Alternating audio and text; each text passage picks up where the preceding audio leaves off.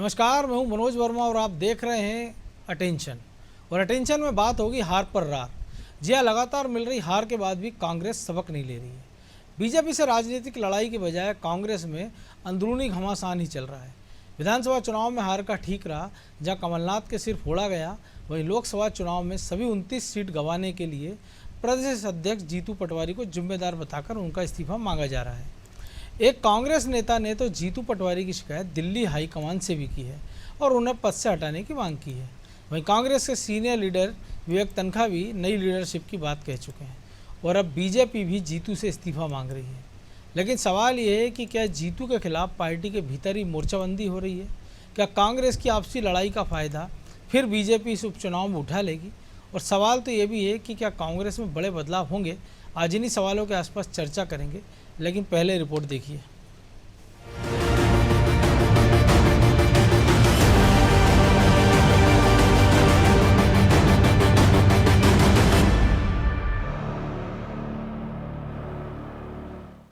कमान कांग्रेस को एक चिट्ठी लिखी है मध्य प्रदेश में कांग्रेस की दयनीय स्थिति को लेकर। उस चिट्ठी में मैंने ये लिखा है कि मध्य प्रदेश में जो प्रदेश कांग्रेस के माननीय अध्यक्ष हैं जीतू पटवारी जी को तत्काल उनके पद से उनको हटाया जाए।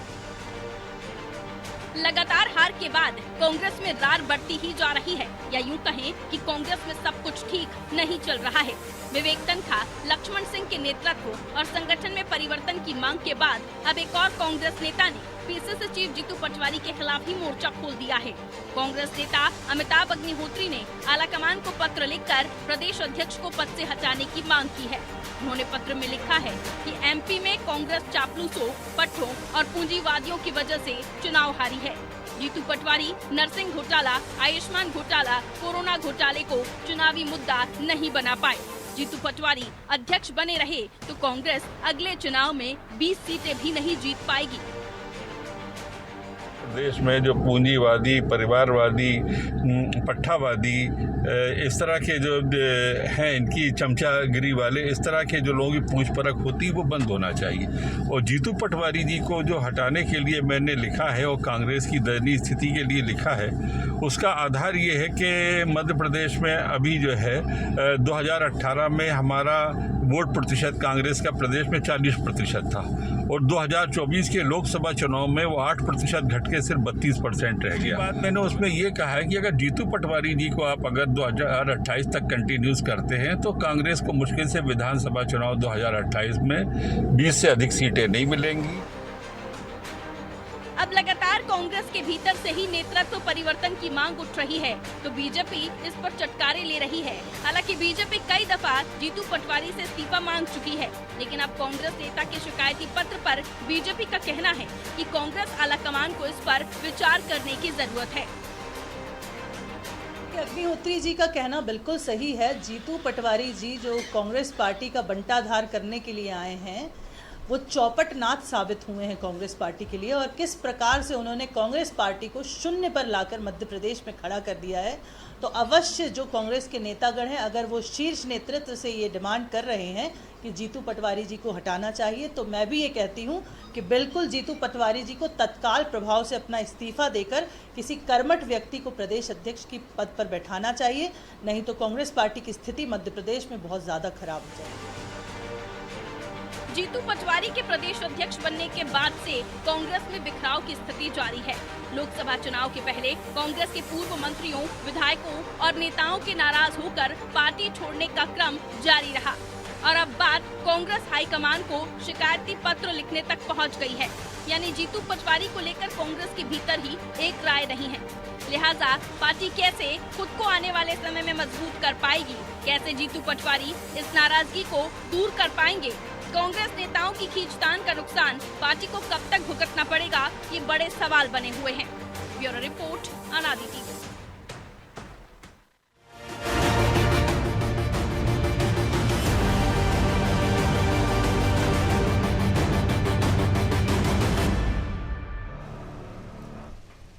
तो इसी पर चर्चा करने के लिए हमारे साथ जुड़ गए हैं वरिष्ठ पत्रकार रमेश शर्मा और हमारे सहयोगी प्रभु पटेरिया और ब्रजेश चौक से। वो स्वागत है शर्मा जी आपका अनादि टीवी में। और जब से नतीजे आए, अब तो लंबा वक्त बीत गया है, मंथन चिंतन चल रहा है, लेकिन जीतू पटवारी का पीछा कांग्रेस के लोग ही नहीं छोड़ रहे हैं। जबकि नए नवेले अध्यक्ष से ज़्यादा वक्त मिला नहीं, न टिकट वितरण में उनकी चली। इसके बाद भी अगर जीतू पटवारी निशाने पर हैं, उसका कारण क्या देख रहे हैं आप? देखिए, मोटे तौर पर कांग्रेस में इस तरह के विवाद सदैव रहे हैं और जीतू पटवारी के विरुद्ध वाकई ये जो इस तरह का कांग्रेस के भीतर अभियान है वो अपने आप में एक आश्चर्य है। जैसा कि आपने कहा है कि उनको टिकट तक ढंग से, उनके कोटे से टिकट तक नहीं मिले, कुछ लोगों की जिनकी सिफारिश की थी उनको टिकट नहीं मिला।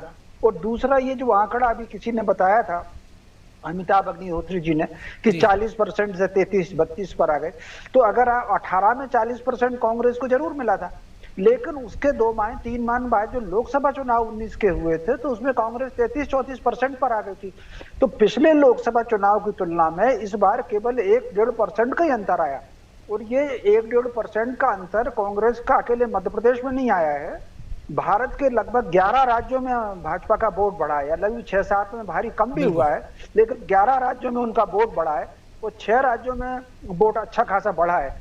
तो कुल मिलाकर के 2019 की तुलना में 1-8% ही वोट गिरा है, और वो भी उस परिस्थिति में जबकि लोकसभा चुनाव में कांग्रेस के ज्यादातर नेता सब अपने अपने क्षेत्र में थे। कोई बड़ा नेता बड़ा प्रचार करने के लिए आया नहीं, सहयोग एक दूसरे को किया नहीं। लोकसभा चुनाव में जिस तरीके से एक दूसरे के प्रति असहयोग और लांछन चल रहा था, वो स्थिति के बीच में तो मैं कहूंगा कि ये 32-33% है, ये भी अपने आप में उपलब्धि है।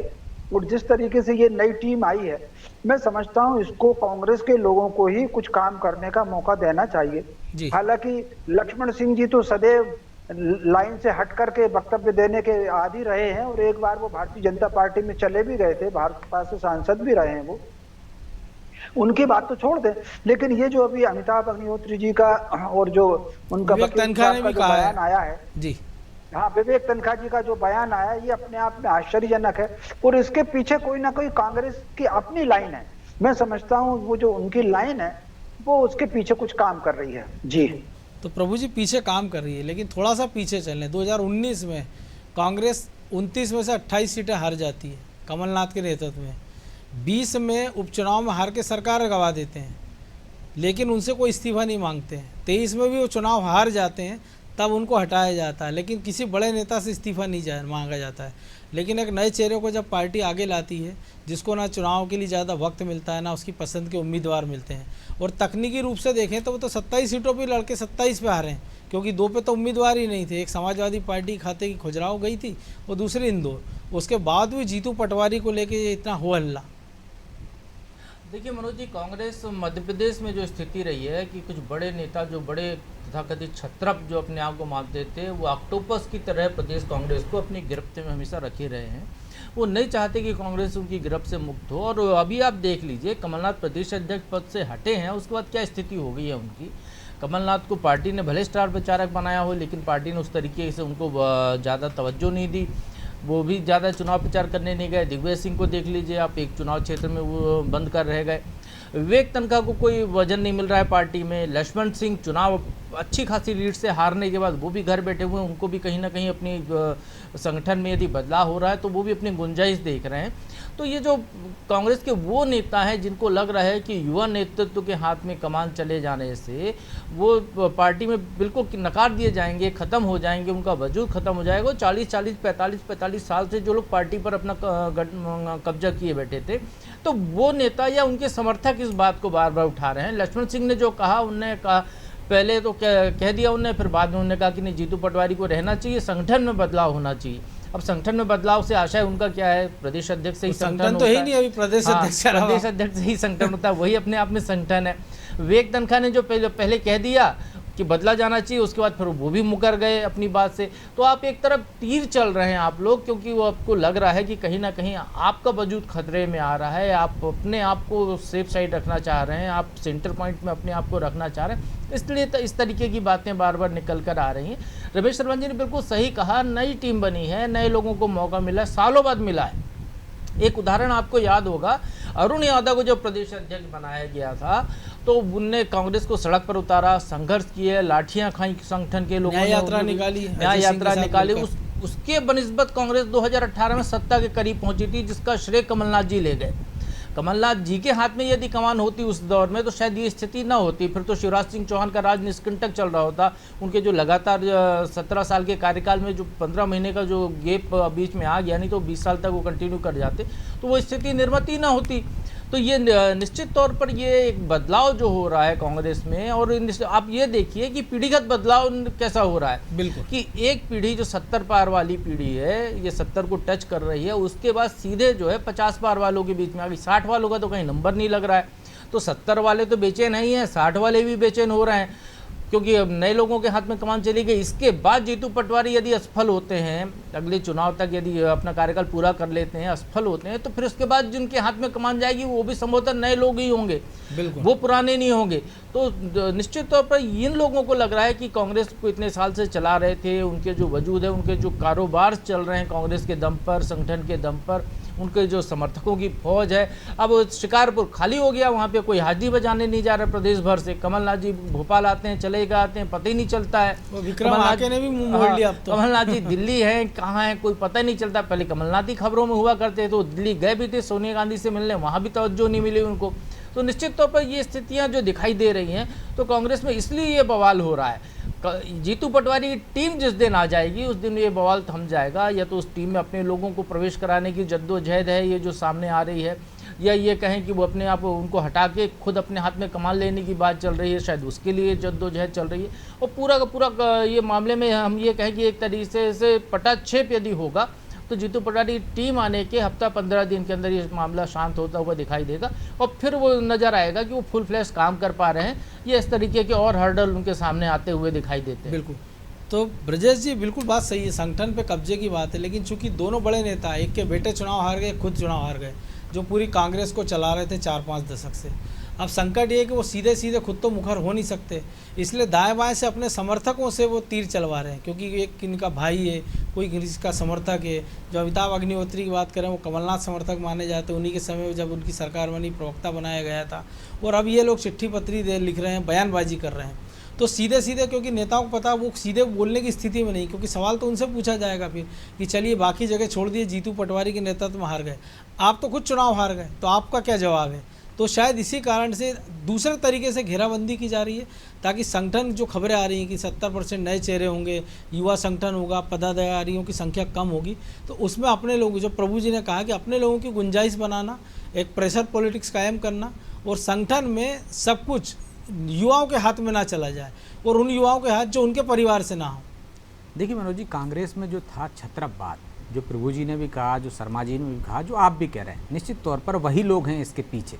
उसकी वजह है कि कांग्रेस को कुछ लोग अपनी बपौती समझते हैं संगठन को, कि परिवारवाद से ही वो चाहते हैं कि यदि मैं मुख्यमंत्री रहा तो मेरा बेटा मुख्यमंत्री बने, वो मंत्री बने, मैं अध्यक्ष रहा हूँ, मैं इस क्षेत्र का छत्रप रहा हूँ तो मेरा बेटा छत्रप बने। क्या वो परिस्थितियाँ नहीं हैं? क्या कमलनाथ नहीं चाहते हैं कि उनकी तरह उनका बेटा छत्रप बने? अर्जुन सिंह नहीं चाहते थे कि राहुल भैया, अजय सिंह उनके जगह जिम्मेदारी संभालें? क्या दिग्विजय सिंह नहीं चाहते हैं कि जयवर्धन उनकी जिम्मेदारी संभालें? उस रणनीति पर चल रहे हैं, और जब उनके हक, उनको लगता है कि एक तरह से हक है हमारा, या तो कमलनाथ जी के खाते में चला जाए, या अजय सिंह के खाते में चला जाए, या दिग्विजय सिंह के खाते में चला जाए। जाना नहीं चाहिए अरुण यादव के खाते में, जाना नहीं चाहिए उमंग सिंगार के खाते में, जाना नहीं चाहिए जीतू पटवारी के। यदि उमंग सिंगार की बात हम करें तो वो भी किसी परिपाटी से आ रहे हैं, छत्रप वो भी हैं, एक तरह से जमुना देवी को हम मान लें, एक क्षेत्र में उनका वर्चस्व था। यदि हम अरुण यादव को मान ले तो उनके पिताजी का भी वर्चस्व था एक क्षेत्र में, तो वो भी अपने आप को छत्रप समझते हैं। तो यही वजह थी कि अरुण यादव को किस तरह से निपटाया गया, अरुण यादव को किस तरह से पीछे हंसिए पे धकेला गया। वही सुरेश पचौरी ने भी किया, तो जब बाकी के छत्रपों की बारी आई तो उन्होंने पचौरी जी को भी हंसिए पे धकेल दिया। अब ये सब चाहते हैं जो बचे हैं कि भाई सिंधिया चले गए हैं, सुरेश पचौरी चले गए, अब कौन बचे? दो बड़े नेता कमलनाथ जी और दिग्विजय सिंह जी। कमलनाथ जी वैसे ही संदिग्ध हो गए पिछले चुनाव के बाद, जिस तरह से उन्होंने अपने बायो बदला ट्वीट का, जिस तरह से उनके समर्थकों ने वो किया, अब संदिग्ध हो गए, भगवा लगा लिया। तो अब क्या जीतू पटवारी, एक नई युवा लाइन आ रही है आगे, जिनको कांग्रेस आला कमान भी मान चुका है कि अब छत्रपों से मुक्त करके नई पीढ़ी को सौंपा जाए। तो चाहे आप अजय सिंह के बयान देख लीजिए, चाहे कमलनाथ समर्थकों के बयान देख लीजिए, चाहे दिग्विजय सिंह समर्थकों के बयान देख लीजिए, कहीं ना कहीं वो ये चाहते हैं कि ये एक तरह से माहौल बना दिया जाए कि जीतू पटवारी असफल हैं, जीतू पटवारी किसी को साध नहीं पा रहे हैं, वो अपनी कमेटी नहीं बना पा रहे हैं। प्रेशर पॉलिटिक्स तो है ही, इसके साथ साथ आप एक तरह से ये दाग लगाना चाहते हो कि उनकी वजह से हुआ, जबकि आला कमान भी समझ रहा है हम भी समझ रहे हैं कि जीतू पटवारी को समय कहाँ मिला है। जीतू पटवारी के अनुसार यहाँ पे अभी फैसले कहाँ हो रहे हैं। जीतू पटवारी क्या छिंदवाड़ा में तय कर पाए, क्या जीतू पटवारी क्या कहीं तय कर पाए। जीतू पटवारी से बड़े नेता थे ना, ये बड़े नेता चुनाव हार गए हैं और ये बड़े नेता अब अपनी बात रख नहीं सकते हाईकमान के साथ कि हमारे पसंदीदा अध्यक्ष होना चाहिए, क्योंकि उनकी पसंद तो पहले ही नहीं पूछी गई। क्या कमलनाथ से पूछ के जीतू पटवारी को बनाया? निश्चित तौर पर उनको हटाकर बनाया है जिस तरह के संकेत आए। और क्या दिग्विजय सिंह से पूछा गया कि किसको बनाए? जिस तरह से निर्णय लिया है, वो जो निर्णय हुआ है वो यहाँ के छत्रप पचा नहीं पा रहे हैं कि आला कमान ने सीधा जीतू पटवारी को बना दिया। अब जीतू पटवारी की हाइडलाइन तो सीधी जुड़ी है, वो तो यदि किसी से बात करा रहे हैं, राहुल गांधी से करा रहे हैं, तो अब उनको लगता है कि जो हमारा वर्चस्व है, हमारे समर्थक हैं, उनको हम कैसे एडजस्ट करेंगे। और एडजस्ट नहीं करेंगे तो राजनीति में कोई किसी के पीछे नहीं रहता मनोज, पट्टावाद खत्म हो जाता है। सूना हो गया है। हाँ, तो ये दृश्य हमको बहुत सारे बंगलों में हमने देखा ना। आप बीजेपी में देख लीजिए, उमा भारती जी के बंगले पे देख लीजिए, चाहे कांग्रेस हो चाहे बीजेपी, राजनीति में आप सक्रिय रहोगे। सुरेश पचौरी जी की हालत देख लीजिए आप। तो आप इसके बावजूद जब उनको लग रहा है कि यदि हम अपना सिक्का नहीं चला पाए, अपनी दादागिरी नहीं कर पाए, संगठन में अपने लोगों को एडजस्ट नहीं कर पाए, तो हमें बाकी के समर्थक पूछना बंद हो जाएंगे, नई पीढ़ी हमसे जुड़ेगी नहीं और एक नया छत्रप खड़ा हो जाएगा। तो ये जो डर है वो कहीं ना कहीं ये विरोध करा रहा है कि कहीं सफल ना हो जाए, क्योंकि असफल जितना होना थी कांग्रेस को मध्य प्रदेश में हो चुकी है। अब जो भी मिलेगी सफलता मिलेगी, और सफलता का श्रेय कौन ले जाएगा? कि बड़े बड़े नेता फेल हो गए तो जो भी श्रेय मिलेगा जीतू पटवारी को मिलेगा। तो कहीं ना कहीं ये डर है, इस वजह से एक तरह से एक माहौल बनाया जा रहा है कि आलाकमान को संदेश दिया जाए कि जीतू पटवारी सबको एकजुट नहीं रख पा रहे हैं, सबको साथ नहीं पा रहे हैं, तो नेतृत्व बदला जाए। और जब बदलने की बारी आएगी तो निश्चित तौर पर छत्रपों से पूछा जाएगा, तो वो पूछ परख बढ़ाने के लिए ही कि आप ही बता दीजिए जो किसको बना दिया जाए। तो मुझे लगता है कि एक षड्यंत्र है, इसको षड्यंत्र भी कह सकते हैं। कांग्रेस के अंदर ही कांग्रेस के लोग ही षड्यंत्र कर रहे हैं कि नई पीढ़ी आगे ना आ सके। तो शर्मा जी, नई पीढ़ी आगे आना आ सके, लेकिन घेराबंदी भी ऐसे लोग कर रहे हैं जिनका कोई ज़मीनी आधार नहीं है। अगर कोई ज़मीनी आधार वाला नेता अगर ये करता तो समझ में आता है कि ठीक है कि अंदर से आवाज़ें उठ रही, लेकिन ऐसे नेता जो ट्विटर पे, एक्स पर सक्रिय हैं, सोशल मीडिया पे, या बयानवीर माने जाते हैं, वो एक बयान देते हैं, फिर दूसरे दिन दूसरा बयान देके एक नया शिकूफा छोड़ देते हैं और पीछे हट जाते हैं। देखिए, मोटे तौर पर ये जो है पर्दे के पीछे इसके जो भी होगा वो ये प्रयोग कर रहा है। आप अगर कांग्रेस में जब भी देखेंगे तो जब सबसे पहली जो विरोध की आवाज उठती है, आप 77 के समय के परिवर्तन को देख लें, 80 के समय के परिवर्तन को देखें, 89 के समय के परिवर्तन को देखें, तो आवाज ऐसे ही लोग उठाते हैं जिनका कोई बहुत विशेष जनाधार नहीं होता, केवल फेस सामने किए जाते हैं। और जितने अगर परिवर्तन हो जाता है और कांग्रेस को सफलता मिलती है तो उसमें से कुछ फेस को आगे बढ़ा भी दिया जाता है। ऐसे खूब उदाहरण है, विवेक तनखा उसमें तो सबसे बड़ा उदाहरण है कि जब सबसे पहले उनको आगे किया गया था तो किसी के विरोध के लिए आगे किया गया था। अभी सब इतिहास की बातें हो गई, लेकिन एक बात मैं बिल्कुल कहना चाहता हूं साहब, प्रभु पटेलिया जी और ब्रजेश जी की बात से दोनों से सहमत होकर के, अगर आप 2019 के लोकसभा चुनाव को देखें और 2024 के लोकसभा चुनाव को देखें तो कांग्रेस में जमीन आसमान का अंतर है। जैसा कि आपने सीटों की संख्या बताई, अब आप देखें कि 2019 में अगर आप लोकसभा चुनाव में ज्योतिरादित्य सिंधिया और सुरेश पचौरी जैसे कद्दावर नेता कांग्रेस में थे, लेकिन 2024 में वो सामने नहीं थे। 2024 के चुनाव की पृष्ठभूमि में एक महीने की असमंजस की स्थिति कमलनाथ जी को लेकर के बनी रही।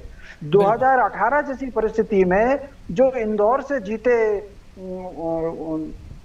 विष्णु शुक्ला जी का जो बेटा इंदौर से जीता चुनाव, या हाँ जी हाँ, तो और विदिशा से जो शशांक चुनाव जीते, ये भाजपा में चले गए। यानी एक बात समझ लीजिए, छिंदवाड़ा से जो अभी जीता पासे का जाना, वो मुझे उतना आश्चर्यजनक नहीं लगता। जो 18 में विधायक बने वो उनका चले जाना भाजपा में, तो कांग्रेस की स्थिति को कहां पहुंचना चाहिए। उसके बावजूद भी जीतू पटवारी के नेतृत्व में कांग्रेस केवल 1.25% वोट ही कम हुई है, इतनी विषमताओं के बीच भी। तो मैं समझता हूं इसमें तो वो जीतू पटवारी की तारीफ होनी चाहिए जी।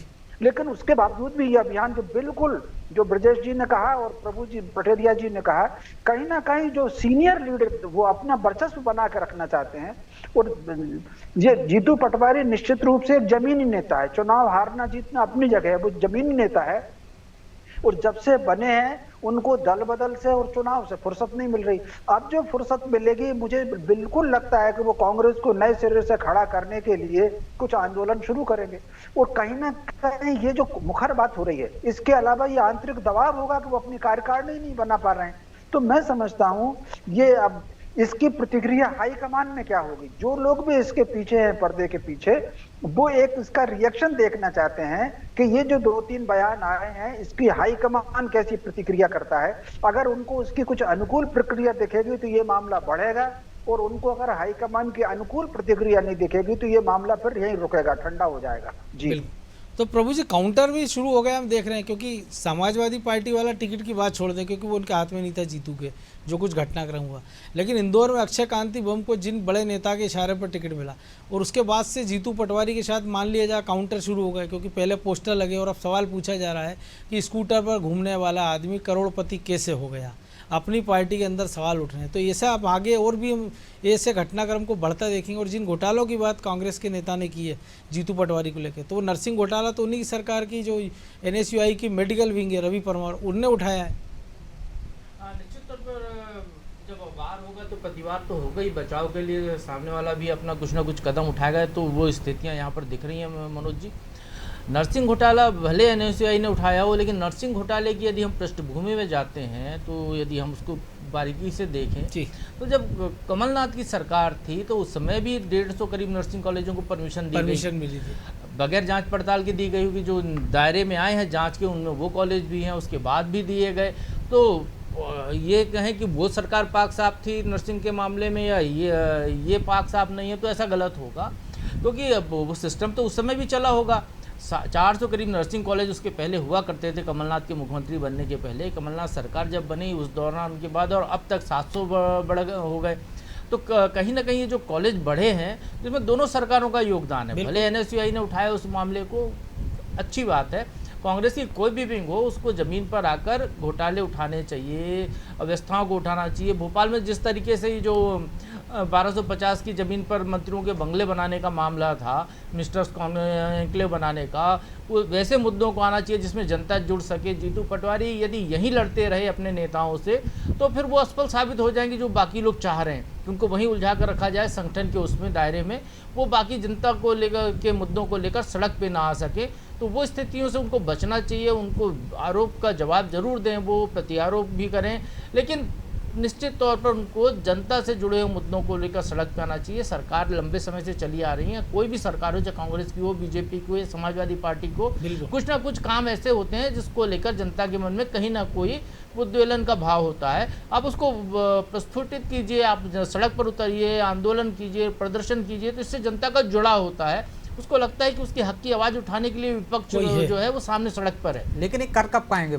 पटेरिया जी? मान के चलिए कि अभी तो उनके पास है नहीं अपने लोग, सब पट्टावाद हैं। संगठन जब खड़ा करेंगे, संगठन बनाएंगे, अपने लोग खड़ा करेंगे, जब तो लोग सड़क पर आएंगे। हमने देखा है पचौरी जी आते थे तो उनके समर्थक आ जाते थे, कमलनाथ जी आते थे तो भोपाल में जो उनके समर्थक है उनके आ जाते थे, सिंधिया जी जब वहाँ थे उनके समर्थक आ जाते थे। सामूहिक रूप से कभी किसी नेता के समर्थन में उसने आह्वान किया तो एक दूसरे को सपोर्ट नहीं करते। तो ये भी तो एक मजबूरी है कांग्रेस में। ऐसे में यदि वो आंदोलन आह्वान भी कर लेते हैं तो उनको सपोर्ट नहीं मिलेगा और फेलियर का एक और ठप्पा लग जाएगा। तो पहले टीम बना ले, वो उस तरह से डिस्ट्रीब्यूशन कर ले, तब जाके मुझे लगता है कोई आंदोलन करेंगे तो सफल होगा। आपने जिक्र किया प्रभु जी, PC शर्मा मैदान में जाते हैं, उनके समर्थक आ जाते हैं, लेकिन आरिफ मसूद कहाँ है पूरी पिच में? जबकि एक क्षेत्र तो उनका उसके विधानसभा क्षेत्र का भी एक हिस्सा था। तो ये कांग्रेस की बड़ी समस्या है। के लोकल लीडर हैं वो भी कहीं सामने नहीं आ रहे हैं कि पब्लिक से एक ऐसा आंदोलन है जो बना बनाया उनको मिल रहा है, वो उसको भी नहीं भुना पा रहे हैं। तो वही मैं कह रहा हूँ कि प्रदेश नेतृत्व को जो कांग्रेस के उसको ऐसे मुद्दों को उठाना चाहिए।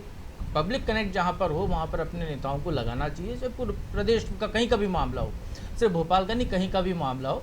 जहाँ तक जीतू पटवारी की टीम बनने का है तो ये चर्चा हो रही है, जल्दी ही टीम आ जाएगी। हो सकता है उन्हें बना के आला कमान को भेज दी है, टीम आएगी, उसके बाद सड़क पर उनके लोग उतरते हुए भी हमको देख सकते हैं। तो यहाँ पर मौके उनके पास आने वाले हैं, बहुत अच्छे मौके आने वाले। सबसे बड़ी बात जो है जीतू पटवारी कह रहे थे कि जो गए हैं तो ज़मीन समतल हो रही है, मैदान खाली हो रहा है। अब छत्रपवाद वहाँ पर ख़त्म, लगभग ना के बराबर बचा हुआ है। जो थोड़े बहुत बचे हुए हैं जो अभी उबल रहे हैं, ये भी कुछ जैसी उनकी टीम आएगी या आलाकमान का इशारा होगा, ये भी ठंडे हो जाएंगे। तो कह सकते हैं, लेकिन एक संकट ये है ना कि पुराने कंगूरे तो ढह गए, लेकिन जो न्यू में पुराने अवशेष बचे हैं उससे निजात पाना भी कांग्रेस के लिए बहुत जरूरी है। बहरहाल वक्त इतना ही था। बहुत धन्यवाद आप तीनों का। तो जीतू पटवारी को लेकर रार छिड़ी हुई है हार को लेकर, लेकिन सवाल ये उठ रहा है कि क्या एक अकेले व्यक्ति के कारण कांग्रेस को इतनी बड़ी हार का सामना करना पड़ा है? क्या बाकी नेताओं की कोई जिम्मेदारी नहीं थी? और सवाल कौन लोग उठा रहे हैं जिनका अपना कोई जनाधार नहीं है, जिन्होंने लंबे में अरसे से ना तो चुनाव लड़े हैं तो करारी हार का सामना करना पड़ा है। और अगर ऐसे लोग सवाल उठा रहे हैं तो सवाल उठना भी लाजमी है कि ये सवाल क्यों उठाए जा रहे हैं और इस वक्त पर क्यों उठाए जा रहे हैं। अटेंशन में आज इतना ही, मुझे दीजिए इजाज़त और आप देखते रहिए अनादि टीवी। नमस्कार।